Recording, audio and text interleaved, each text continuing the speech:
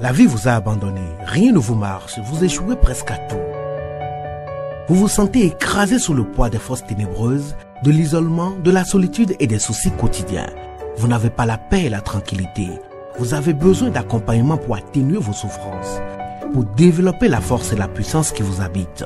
Suivez tous les matins Maître Maoulian Justin Dongbaoundé, grand initié aux lois et secrets de la vie. Avec Maître Maoulian Justin Dongbaoundé, vous allez abandonner vos solutions individualistes, source de vos malheurs et de vos errements. Vous allez découvrir la pensée métaphysique, seul gage de notre sortie collective du gouffre. Vous allez retrouver le chemin du mieux-être et de la joie de vivre. Message du Maître, un espace commun aux bâtisseurs d'une vie heureuse sur la terre. Mesdames et messieurs, hommes et femmes qui peuplent la terre, mes frères et mes sœurs bâtisseurs de tous horizons, à vos différents grades, degrés et qualités. Je voudrais prendre ici la parole pour exprimer à chacun et à tous ma profonde et sincère reconnaissance pour vos soutiens de tous les instants. Avec vous ce jour, je voudrais, pour le compte de cette 9e saison, entièrement consacrée aux 9 trésors d'un noble de cœur, je voudrais, dis-je, poursuivre avec vous le voyage qui nous conduit dans la demeure de ce grand esprit. J'ai nommé Christian-Henri Godefroy, pour découvrir l'une après l'autre les empreintes de son être profond.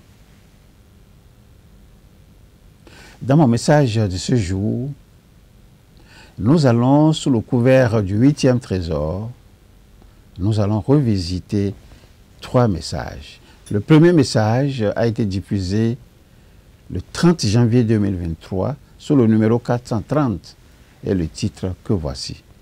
Ne jamais croire qu'on a trouvé un enseignant ultime, un maître ultime, une religion ultime ou une organisation ultime. Le second message a été diffusé le 31 janvier 2023 sous le numéro 431 et l'interrogation suivante. Que veut dire le mot prêt et qui est vraiment le maître? Le troisième et dernier message a été diffusé le 1er février 2023 sous le numéro 432 et le titre que voici. Quand le disciple s'éveille, le maître apparaît. La plupart des maîtres ont commencé leur chemin en trouvant un enseignement qui est un mélange de vérité et de contre-vérité. Ceci n'est pas nécessairement un problème aussi longtemps que ces maîtres, à leur début, reconnaissent le besoin de ne jamais rester immobile. Le besoin de chercher un enseignement supérieur quand ce qu'ils reçoivent apparaît inférieur à leurs ambitions. Le problème survient dès qu'ils permettent à leurs égos de leur faire croire qu'ils ont trouvé l'ultime gourou, l'ultime religion, l'ultime livre ou technique spirituelle, l'ultime organisation. Si c'est le cas, vous constaterez avec regret qu'ils vont passer à travers une période rapide de croissance qui peut leur donner l'illusion d'avoir fait une amélioration rapide, une expérience mystique comparée à leur niveau de conscience antérieur. Cependant, après un certain temps, la croissance dont ils pensent se prévaloir ralentit principalement pour les raisons suivantes. Ces expériences sont données pour encourager les débutants qui cherchent des preuves de l'existence du monde extra-humain. C'est pour eux que cela a été fait comme ça. Et les débutants doivent continuer à pratiquer, même s'ils n'ont plus de signes ou événements intérieurs devant les convaincre de leur ressenti antérieur. Ils doivent travailler sur leur caractère, travailler sur leur ego, travailler sur leurs lacunes et qualités intrinsèques. Ou alors, ils ont tellement avancé aussi loin qu'ils le peuvent avec le maître présent. Et afin de croître plus loin, ils doivent transcender ce maître et chercher le prochain maître qui est déjà là, les attendant sous ses ailes, mais le plus souvent non reconnu par la conscience extérieure de ces débutants. Qu'arrive-t-il? Qu'arrive-t-il si ces débutants ne sont pas ouverts à l'idée de trouver le prochain maître? Qu'arrive-t-il? Cela signifie que leur ego réussissent souvent à leur faire croire qu'ils se sentent confortables là où ils sont et qu'ils n'ont pas à faire d'autres efforts, vu que maintenant, ils ont le meilleur maître, le meilleur enseignement, la meilleure méthode, etc., etc.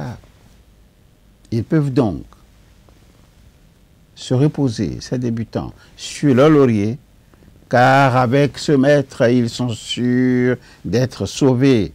Ils sont sûrs d'atteindre l'illumination.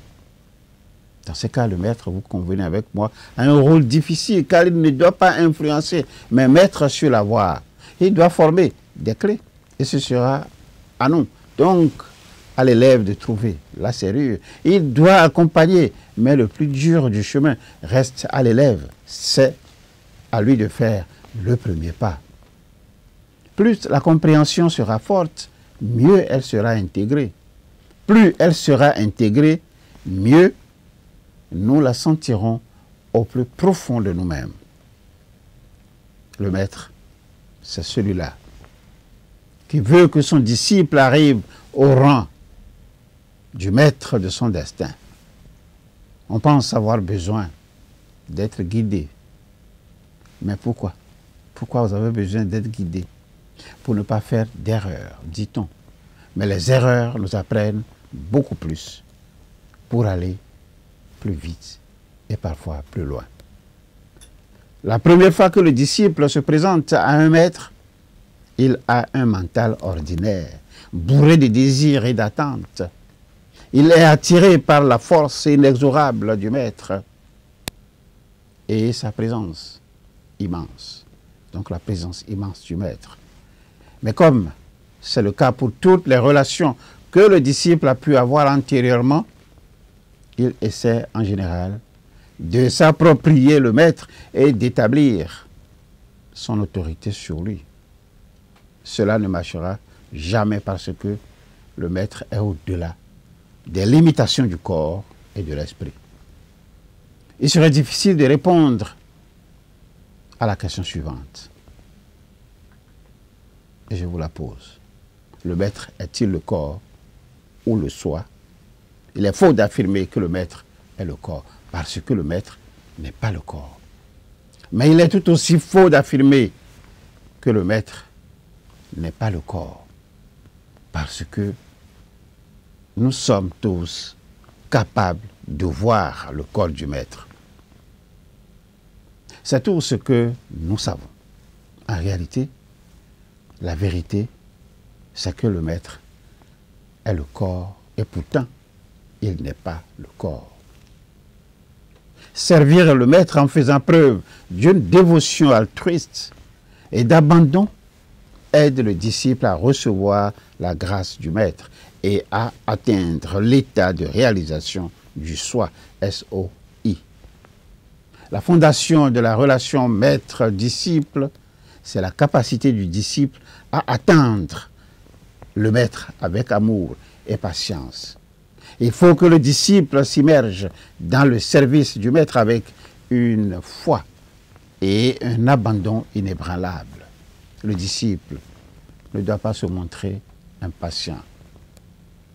L'impatience ne nous aidera jamais à plonger en profondeur dans notre esprit pour méditer. C'est la grandeur du service du Maître. La source primordiale qui est en chacun de nous et elle demeure dans le cœur.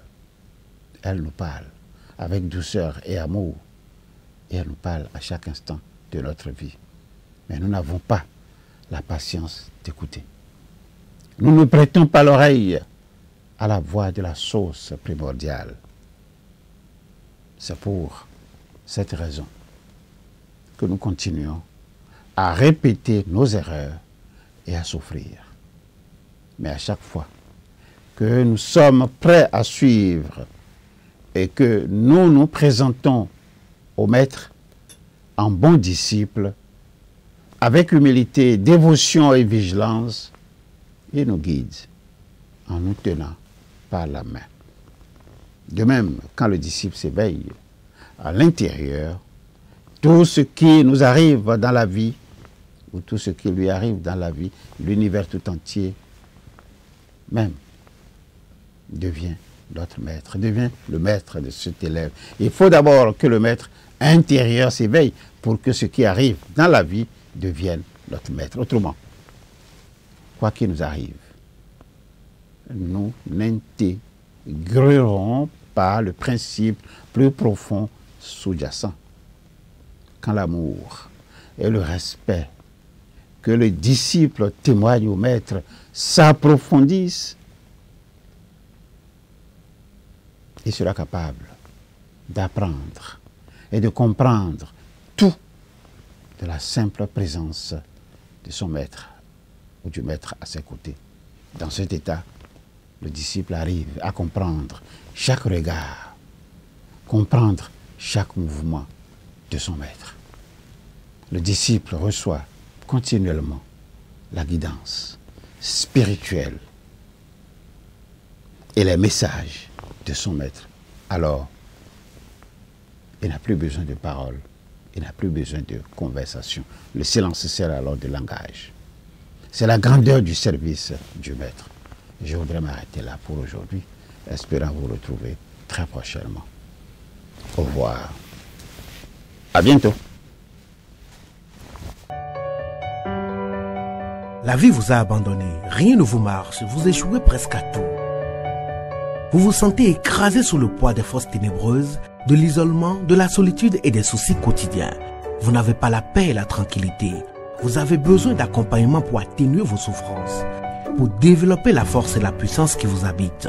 Suivez tous les matins Maître Maoulian Justin Dongbaoundé, grand initié aux lois et secrets de la vie. Avec Maître Maoulian Justin Dongbaoundé, vous allez abandonner vos solutions individualistes, source de vos malheurs et de vos errements. Vous allez découvrir la pensée métaphysique, seul gage de notre sortie collective du gouffre. Vous allez retrouver le chemin du mieux-être et de la joie de vivre. Message du Maître, un espace commun aux bâtisseurs d'une vie heureuse sur la terre.